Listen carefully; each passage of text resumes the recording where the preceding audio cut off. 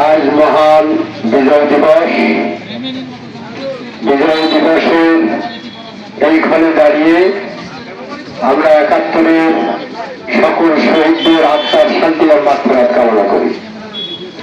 আমরা জুলাই বিপ্লবে যে তরুণ প্রজন্ম দেশের জন্য জীবন দিয়ে আমাদেরকে নতুন স্বাধীনতা উপহার দিয়েছেন, আমরা তাদের আত্মার শান্তি আর মাগফিরাত কামনা করি। দেশের জন্য দোয়া করা, দেশের উন্নতি, সমৃদ্ধি, শান্তি কামনা করা, এটা ধর্মীয় দৃষ্টিকোণ থেকে আমাদের একটি অপরিহার্য দায়িত্ব। আল্লাহ তাআলা হযরত ইব্রাহিমের দোয়ার উদ্ধৃতি দিয়ে আমাদেরকেও দেশের জন্য দোয়া করার কথা বলেছেন। আল্লাহ তাআলা উদ্ধৃতি দিয়েছেন ইব্রাহিম আলাইহিস সালামের দোয়া, রব্বি জাআল হাযা বালাদান আমিনা ওয়ারযুক আহলাহু মিনাস সামারাত।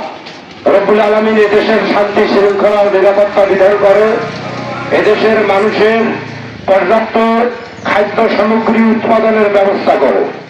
আমরাও আজকের মহান বিজয় দিবসের এইখানে দেশের জন্য দোয়া করি, আল্লাহ তাআলা আমাদের এই দেশকে শান্তি শৃঙ্খলা ও নিরাপত্তা বিধান করুন।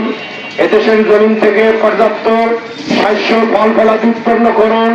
ক্ষুধা দারিদ্র্য মুক্ত, দুর্নীতি মুক্ত একটি বাংলাদেশ গঠনের প্রত্যয়ে আমাদের সকলকে ঐক্যবদ্ধ হয়ে কাজ করার তৌফিক দান করুন।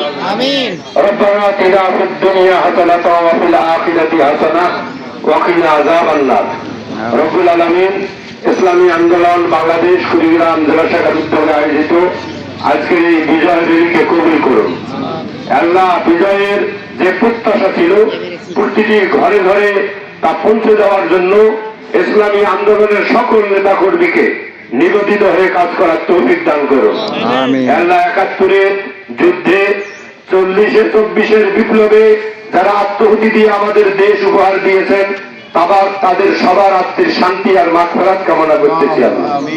আল্লাহ, দেশ ও দেশবাসীর উপর রহম করুন।